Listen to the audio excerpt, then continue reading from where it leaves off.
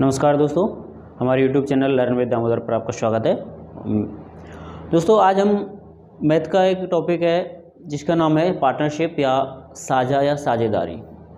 वो हम आज शुरू करने जा रहे हैं।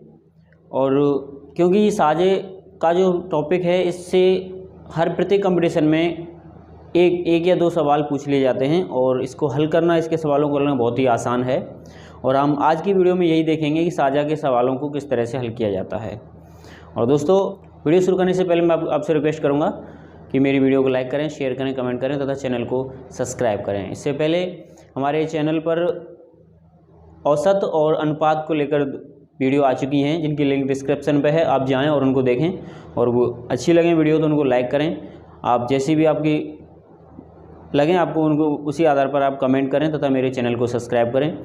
तो चलते हैं दोस्तों हम आगे आज के टॉपिक पर, जिसका नाम है साझा यानी कि पार्टनरशिप। और किस तरह से सवाल बनेंगे, हमें कितने सवाल बनेंगे वो उसको देखते हैं। और सबसे पहले हम साझा के बारे में थोड़ा सा समझ लेते हैं कि साझा आखिर है क्या। दोस्तों, साझा है कि साझा जब दो या दो से अधिक व्यक्ति अपनी पूंजी लगाकर कोई व्यापार शुरू करते हैं तो उसे साझा कहते हैं। दो या दो से अधिक व्यक्ति अगर होते हैं और वो अपनी पूंजी लगाकर, कुछ भी पूंजी लगाकर एक व्यापार शुरू करते हैं तो उसको हम साझा या साझेदारी या पार्टनरशिप कहते हैं।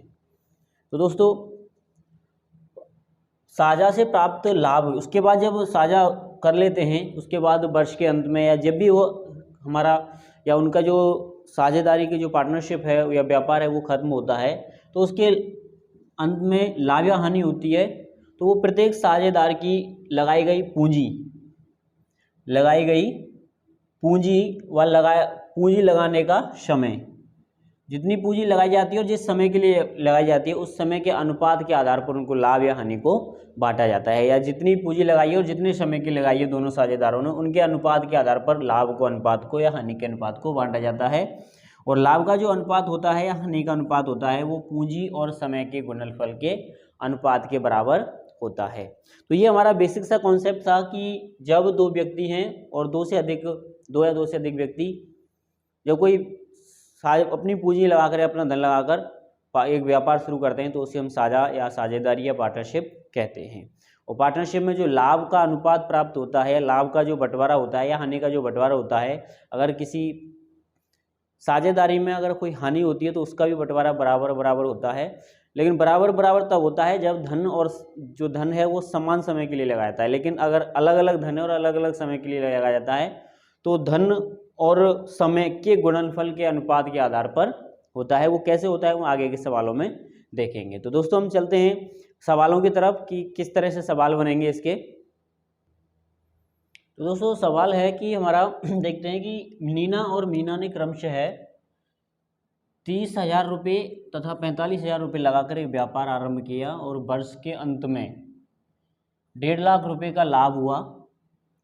तो मीना का लाभ क्या है? दोस्तों, इस बहुत ही सरल सवाल है और इस तरह का सवाल कई बार आ चुके हैं एग्जाम में, जिसमें क्या होता है कि दो व्यक्ति हैं जिन्होंने कोई व्यापार साझे में किया है तथा समान समय के लिए अलग अलग धन लगाया है। समान समय समान है लेकिन धन क्या है वो अलग अलग है। और लास्ट में जो लाभ होता है उसमें किसी एक व्यक्ति का लाभ का जो भाग है वो कितना लाभ मिला वो पूछ लिया जाता। तो दोस्तों, इस तरह के सवाल को हल करने के लिए क्या करेंगे, क्योंकि ये साझा जो है वो अनुपात से रिलेटेड है तो हम अनुपात के आधार पर ही करेंगे इसको। सबसे पहले इसकी दो विधि हैं, तो सबसे पहले जो अनुपात वाली विधि है वो बताऊंगा और उसके बाद जो दूसरी विधि है वो बताऊंगा। सबसे पहले हम नीना है उनको अनुपात में ले लेंगे, नीना और मीना। इसका ये 30,000 रुपये इसने पूंजी लगाई थी, इसने 45,000 रुपये पूंजी लगाई थी।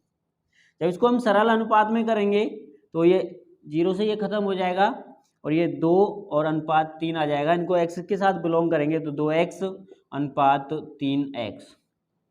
जब इनको जोड़ेंगे तो अनुपातों को जोड़ने पर यह आ जाएगा 2x प्लस 3x बराबर 5x।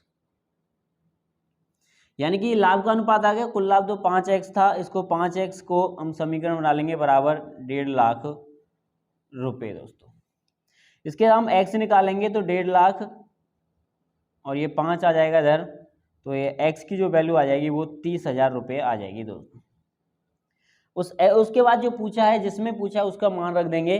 मीना का पूछा है तो मीना का लाभ मीना का लाभ बराबर हो जाएगा 3x, यानी कि 3 गुणा 30,000 बराबर 90,000 रुपये।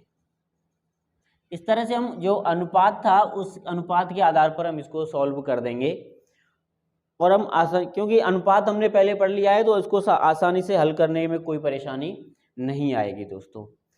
ठीक, इसी के साथ साथ एक और विधि है, ये प्रथम विधि थी।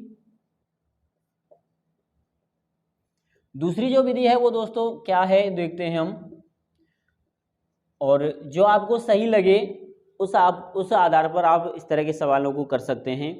उसमें क्या होगा दोस्तों, उसमें यहां तक सेम प्रक्रिया है दोनों की दोस्तों, यहां तक जो है वो सेम प्रक्रिया है। यानी कि सबसे पहले हम क्या करेंगे, अनुपात निकालेंगे। तो यहाँ पे नीना और मीना है, इनके अनुपात हमने यहाँ से ले लेते हैं, तो इसका 2 अनुपात आ गया और ये 3 अनुपात आ गया। साझा के प्रश्न में सबसे पहले पूंजी तथा लगाए गए समय, लगाई गई पूंजी तथा पूंजी इतने समय के लिए लगाई गई है, उसके आधार पर उनका सभी का जितने भी साझेदार हैं अनुपात निकालेंगे। हमने अनुपात निकाल लिया, उसके बाद हम इसको सॉल्व करेंगे अनुपातों का योग। हम अनुपातों का योग करेंगे और अनुपातों का योग 2 + 3 बराबर 5 आ जाएगा। जब अनुपातों का योग 5 आ जाएगा, टोटल 5 है, हमारा जो लाभ है वो कितना है दोस्तों, 1.5 लाख रुपए। तो जब ये आ जाता है तो उसके लिए जिस हमें व्यक्ति का लाभ निकालना है उसके लिए क्या करेंगे, मीना का लाभ, जैसे हमने मीना का लाभ निकाला है तो मीना के लाभ में क्या करेंगे, मीना का जो लाभ अनुपात है वो 3 था, कुल अनुपात है वो 5, और गुणा इसमें लाभ का जो है वो भाग दे देंगे, गुणा कर देंगे, यानी कि 3/5 गुणा 1.5 लाख। इस तरह से हल कर देंगे। जब इसको हल करेंगे तो ये आ जाएगा 30,000, और जब इसको हम हल करेंगे तो आ जाएगा 90,000 दोस्तों। सरल और जो छोटी विधि है वो ये है, क्योंकि अगर हमने फिर भी अगर ये ध्यान नहीं रहे तो हम इसको अनुपात के आधार पर कर सकते हैं, लेकिन सरल जो सबसे जल्दी का हमें, क्योंकि कंपटीशन में समय की बहुत ही महत्वता होती है, तो उसके लिए हम इस विधि का उपयोग करेंगे सवालों में। कुछ विधियों में हम इस विधि का उपयोग करना पड़ेगा, इसलिए मैं दोनों विधि बता के चल रहा हूँ, लेकिन अधिकतर हमें जब जहाँ भी होगा तो ये दूसरे नंबर की विधि होगी। सबसे पहले अनुपात निकालेंगे, अनुपातों का योग कर देंगे, और जिसकी भी पूछा है उसको ऊपर रख के नीचे कुल अनुपात आ जाएगा, बटे कुल अनुपात गुणा जो लाभ है उसका हम सॉल्यूशन कर देंगे। कैलकुलेशन करने पर जो आएगा वो ही हमारा क्या होगा दोस्तों, आंसर होगा। तो इसमें क्या होगा, 90,000 मीना के जो हिस्से में आएगा वो 90,000 रुपये आएगा। अगर इसी तरह हम आगे अगर नीना का पूछता है तो नीना का जो पूछता है वो हो जाएगा 2/5 गुणा 1.5 लाख रुपये, जो भी आएगा उसमें हमारा क्या होगा, आंसर होगा। क्लियर दोस्तों? अनुपात का सवाल है, इसमें क्या होगा कि एक व्यक्ति है, पहले वो आरंभ करेगा कोई व्यापार, उसके बाद दूसरा व्यक्ति आएगा कुछ समय बाद और वो धन लगाएगा। देखते हैं सवाल में क्या है कि ए ने 4,000 रुपये लगाकर एक व्यापार आरंभ किया, तथा बी 5,000 रुपये लगाकर 4 माह बाद शामिल हुआ। पहले ए ने शुरू कर दिया, उसके बाद 4 माह बाद बी आता है और 5,000 रुपये लगाकर वो उस व्यापार में शामिल हो जाता है। वर्ष के अंत में कुछ लाभ होता है, इनके 3300 रुपये प्राप्त हुए, तो ए का लाभांश क्या होगा। दोस्तों इस तरह के सवालों के लिए क्या करेंगे, हम देखते हैं कि सबसे पहले हम अनुपात निकालेंगे, समय और पूंजी को गुणनफल के आधार पर हम अनुपात निकालेंगे। तो ए की जो पूंजी है वो दोस्तों 4,000 हो गई, और बी की यहाँ पे पूंजी हो गई वो 5,000। वर्ष के अंत में, यानी कि वर्ष है, यानी कि 1 वर्ष का समय लिया है, और यहाँ पर माह के बाद लगा है, तो ये पूरा टोटल 12 माह के लिए हो गया, यानी कि पूरी साल इसने अपना पैसा लगाया तो ये 12 माह हो गए। इसके यहाँ पे इसने क्या किया कि 4 माह बाद, यानी कि उसने स्टार्ट कर दिया 4 माह बाद, और 12 में से अगर 4 जाएंगे तो कितना बचेगा दोस्तों, 8, यानी कि इसने 8 माह के लिए पैसा लगाया अपना, और इसने ए ने अपने 4 माह के लिए पैसा लगाया। हम देखेंगे, हल करेंगे इनको, क्योंकि अनुपात निकालना है हमें। तो ये आ जाएगा 12 चौक 48 और 8 पंजे 40, और जब इसको हम सॉल्व कर लेंगे, सॉल्व करने के बाद ये आ जाएगा हमारा 6 और ये अनुपात 5। 6:5 में इनका जो पूंजी थी, धन पूंजी थी और समय था गुणनफल का, ये आ गया। अब क्या करेंगे हम दोस्तों, अनुपातों का योग।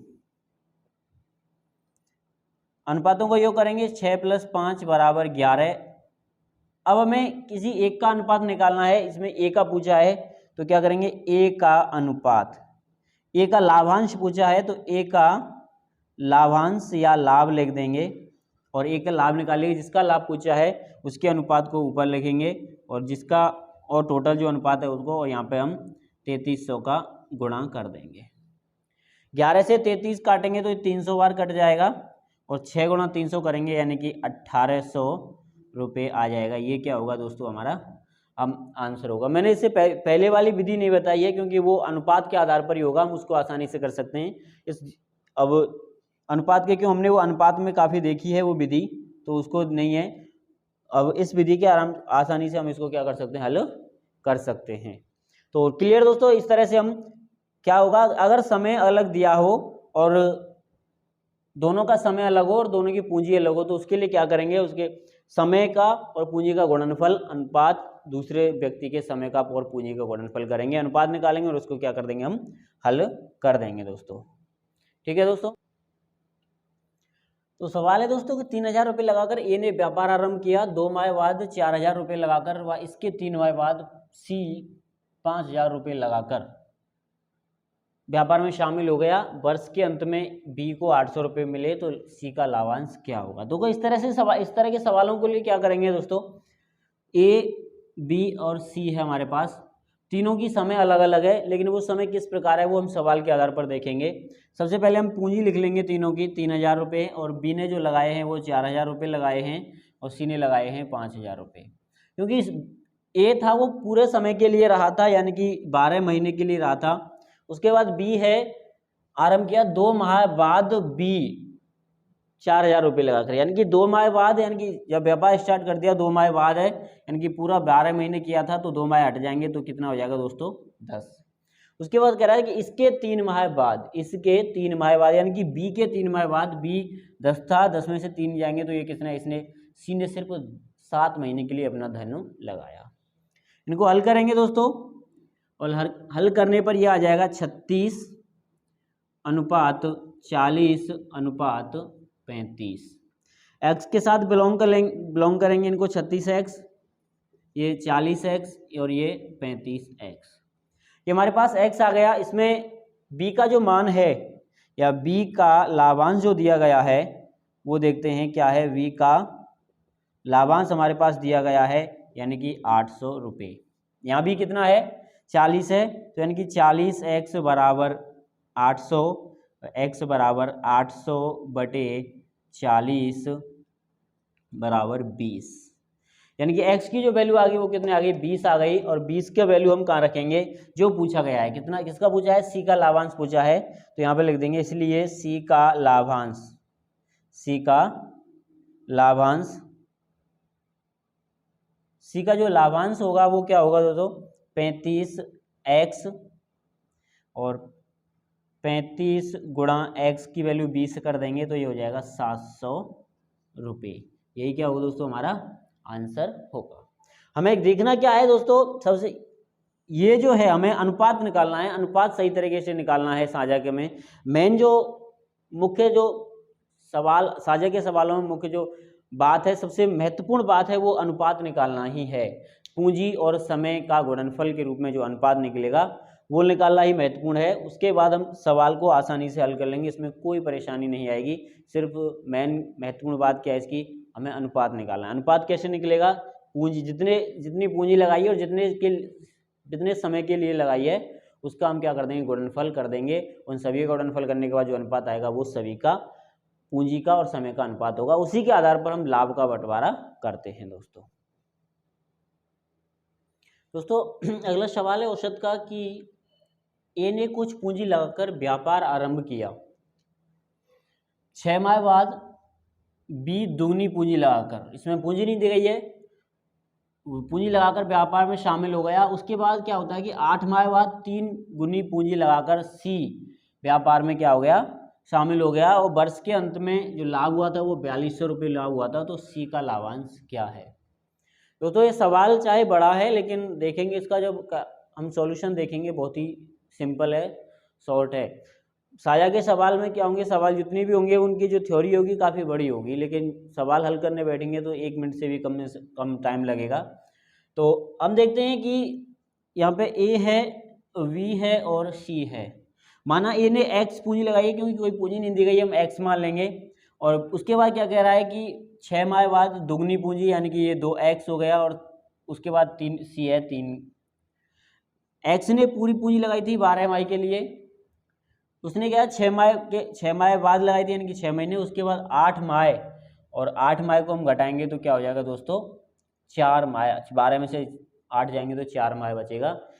ये हो जाएगा हमारा 12x, ये भी 12x, और ये भी क्या हो जाएगा दोस्तों 12x, यानी कि जो इनका निकलेगा वो x अनुपात x। या हम कह सकते हैं कि तीनों को बराबर मिलेगा, क्योंकि तीनों का क्या है दोस्तों, जो पूंजी तथा समय का जो गुणनफल का अनुपात है वो तीनों को बराबर है, तो तीनों को बराबर लाभ मिलेगा, बराबर लाभ मिलेगा। अब हम निकाल लेंगे तीनों का, ये तीनों को जोड़ लेंगे तो ये हो जाएगा 3x बराबर 4200, और 4200 में x बराबर 4200/3। तो x की हम वैल्यू निकालेंगे तो वो कितनी आ जाएगी जो दोस्तों, 1400 रुपये।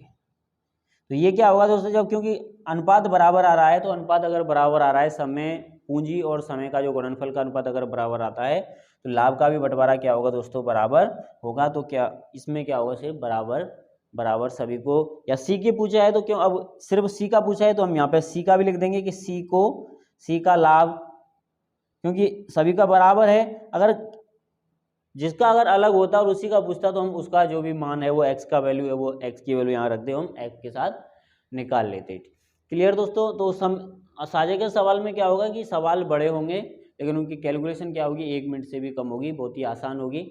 और मैं कोशिश करूँगा आपको साझा के सवालों को और भी आसान बनाने की। आप देखते रहेंगे तो मेरे साथ जुड़े रहेंगे, आपको साझा के सवाल बहुत ही सिंपल लगने लगेंगे।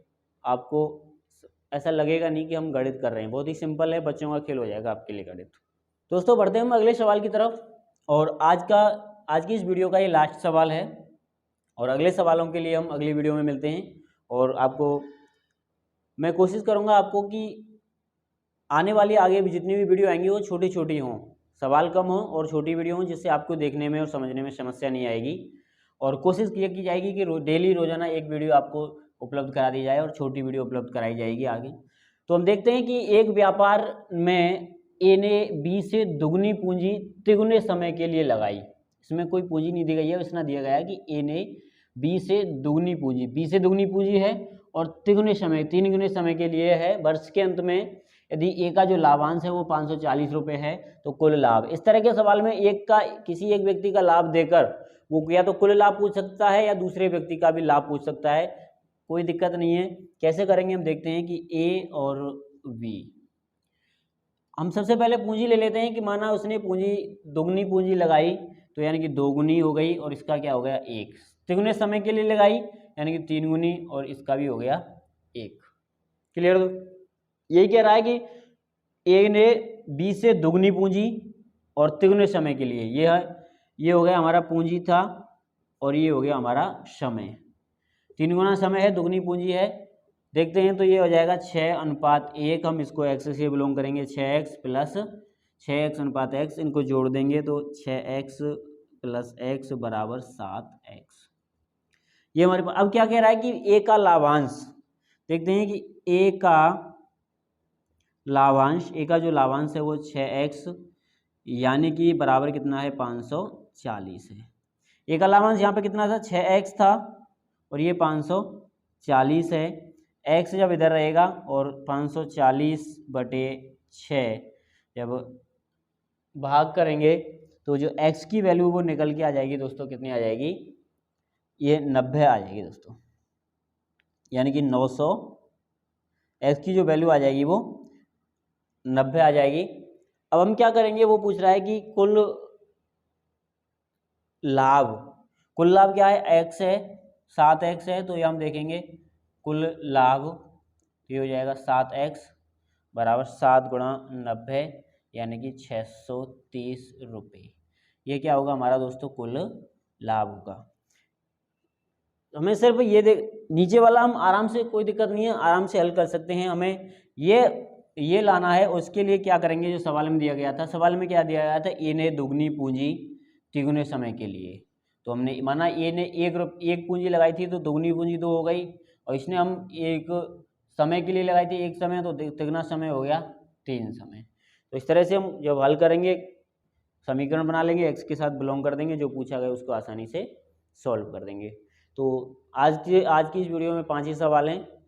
आपको अगर मेरी वीडियो अच्छी लगे तो लाइक करें, कमेंट करें और शेयर, अपने दोस्तों के साथ शेयर करें तथा मेरे चैनल को सब्सक्राइब करें। आप चाहे कमेंट जरूर करें, आपको कैसी भी वीडियो लगे, अच्छी लगे तो अच्छी कमेंट करें, या फिर मेरी वीडियो में कोई कमी रह रही हो या मेरे से कोई भी कमी रह रही हो उसको आप बताएं, ताकि मैं अगले आने वाली वीडियो में उनको पूरा कर सकूं।